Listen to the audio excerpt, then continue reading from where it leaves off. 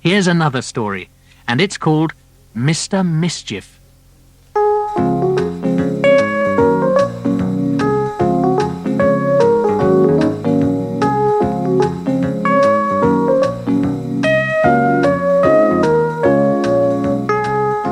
Poor Mr. Happy had had a tiring day. Rushing here and there and back again, cheering people up, was hard work.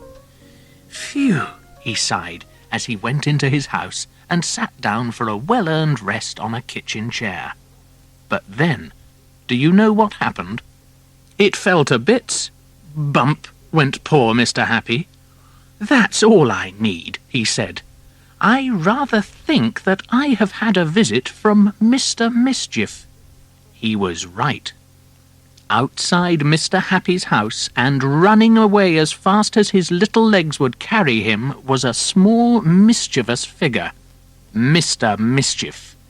"Oh, mischief, glorious mischief!" he cried. "I do so love it!"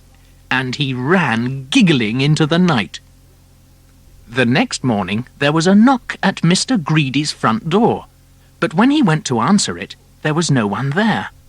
But what was there was a box, and inside the box was a large chocolate cake filled with cream and with the most delicious-looking pink icing. Mr. Greedy's eyes gleamed. He licked his lips and shut his eyes and opened his mouth and took a large bite. Ugh! The chocolate wasn't chocolate. It was mud. The cream inside wasn't cream. It was cotton wool. And that delicious-looking pink icing wasn't icing at all. It was toothpaste. And outside Mr. Greedy's house, and running away as fast as his little legs would carry him, was a small, mischievous figure, giggling as he ran. That's not all. That very same morning, Mr. Funny discovered that someone had filled his hat with treacle. Very sticky treacle. Can you guess who that someone might have been? However, that very same afternoon, Mr. Mischief did something that he was to regret. He was walking along through the woods looking for mischief when he came across a wizard. A fast-asleep wizard. "I know," giggled Mr. Mischief. "I'll change over the wizard's wand for an ordinary piece of wood, and then he can't do any magic." He grinned a mischievous grin and crept quietly towards the slumbering wizard. Mr. Mischief reached carefully out and seized the wizard's magic wand. But what he didn't know was that wizards' wands don't like to be seized. "Help!" shrieked the wand in a high, shrill voice, and awakened the wizard, who in turn seized Mr. Mischief by his nose, which was extremely painful. "Let go of my nose!" cried Mr. Mischief. "I know who you are," said the wizard. "You're that Mr. Mischief who soared through poor Mr. Happy's chair legs and," he continued, "baked a rather unusual cake for poor Mr. Greedy, and," he went on, "put treacle in poor Mr. Funny's hat. I've been hearing all about you," he added. "Let go of my nose!" cried Mr. Mischief again. "Very well," said the wizard, "but don't believe that you can get away with being as mischievous as that." And, as he let go of Mr. Mischief's nose, he got hold of his magic wand and waved it. "Beware," he said, and went off. "Silly wizard," muttered Mr. Mischief. "Can't you take a joke?" And he went home. "Silly wizard," he said again as he sat down in his kitchen. Bump. "Silly, silly, silly wizard," groaned Mr. Mischief, picking himself up. "Him and his silly magic." And he made himself some porridge for tea. Smiled Mr. Mischief as he put a large spoonful of porridge into his mouth. "Ah!" Somehow, as if by magic, which of course it was, the porridge had turned into sawdust. "Oh dear!" spluttered Mr. Mischief. Perhaps I had better not get up to quite so much mischief in future after all. And he went upstairs. He jumped into bed. Splosh! The bed was full of raspberry jam. Ugh! Oh dear, sighed Mr. Mischief. I think I definitely must not get up to quite so much mischief in future.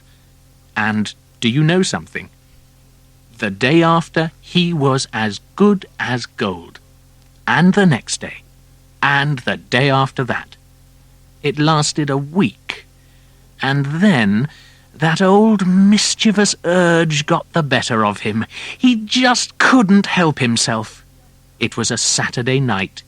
He crept into Mr. Fussy's house when he was fast asleep. And can you guess what he did?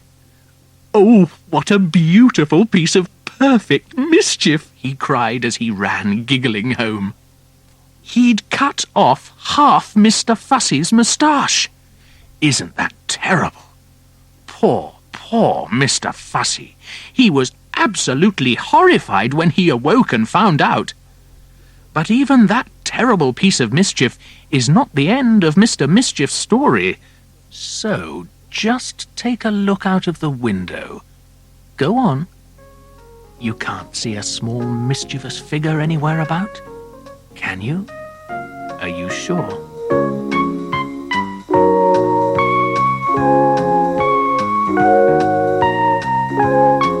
The last story on this side is called Mr. Strong. This is the story of Mr. Strong. Mr. Strong is the strongest person in the whole wide world. The strongest person there ever has been, and probably the strongest person there ever will be. He is so strong, he can not only bend an iron bar with his bare hands, he can tie knots in it. Mr. Strong is so strong, he can throw a cannonball as far as you or I can throw a tennis ball. Mr. Strong is so strong, he can hammer nails into a wall just by tapping them with his finger. Strong by name and strong by nature. And would you like to know the secret of Mr. Strong's strength? Eggs. The more eggs Mr. Strong eats, the stronger he becomes. Stronger and stronger and stronger. Anyway, this story is about a funny thing that happened to Mr. Strong one day. That morning he was having breakfast, and for breakfast he was having eggs, followed by eggs, and to finish he was having, guess what? That's right, eggs. That was Mr. Strong's normal breakfast. After his eggy breakfast, Mr. Strong cleaned his teeth, and, as usual, he squeezed all the toothpaste out of the tube. And, as usual, he cleaned his teeth so hard he broke his toothbrush. Mr. Strong gets through a lot of toothpaste and toothbrushes. After that, he decided to take a walk. He put on his hat and opened the front door of his house. Crash! What a beautiful day, he thought to himself, and stepping outside his house, he shut his front door. Bang! The door fell off its hinges. Mr. Strong gets through a lot of front doors. Then Mr. Strong went for his walk. He walked through the woods, but he wasn't looking where he was going and walked slap bang into a huge tree. Crack! The huge tree trunk snapped and the tree thundered to the ground. Whoops, said Mr. Strong. He walked into town, and again, not looking where he was going, he walked slap bang straight into a bus. Now, as you know, if you or I were to walk into a bus, we'd get run over, wouldn't we? Not Mr. Strong. The bus stopped as if it had run into a brick wall. Whoops, said Mr. Strong. Eventually Mr. Strong walked through the town and out into the country, to a farm. The farmer met him in the road looking very worried. What's the matter? Asked Mr. Strong. It's my cornfield, replied the farmer. It's on fire and I can't put it out. Mr. Strong looked over the hedge and sure enough, the cornfield was blazing fiercely. "Water," said Mr. Strong. "We must get water to put out the fire." "But I don't have enough water to put a whole field out," cried the worried farmer, "and the nearest water is down at the river, and I don't have a pump." "Then we'll have to find something to carry the water," replied Mr. Strong.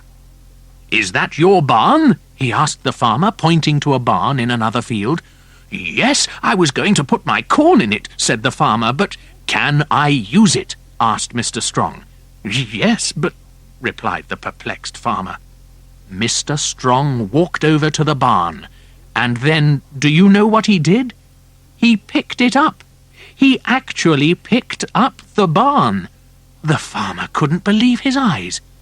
Then Mr. Strong carried the barn above his head down to the river. Then he turned the barn upside down. Then he lowered it into the river so that it filled up with water. Then, and this shows how strong Mr. Strong is, he picked it up and carried it back to the blazing cornfield. Mr. Strong emptied the upside-down barn full of water over the flames. Sizzle, sizzle, splutter, splutter. 1 minute the flames were leaping into the air, the next minute they'd gone.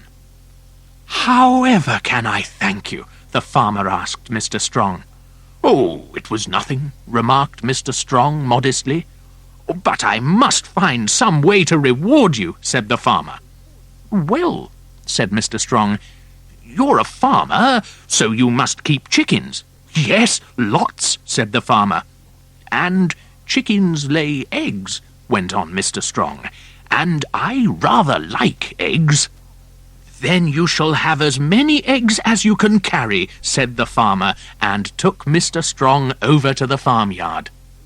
Mr. Strong said goodbye to the farmer and thanked him for the eggs, and the farmer thanked him for helping. Then Mr. Strong, just using one finger, picked up the eggs and went home. Mr. Strong put the eggs carefully down on his kitchen table and went to close the kitchen door. Crash! The door fell off its hinges. "Whoops," said Mr. Strong, and sat down. Crunch! The chair fell to bits. "Whoops," said Mr. Strong, and started cooking his lunch. And for lunch he was starting with eggs, followed by an egg or two, and then eggs. And then for his pudding he was having... Well, can you guess?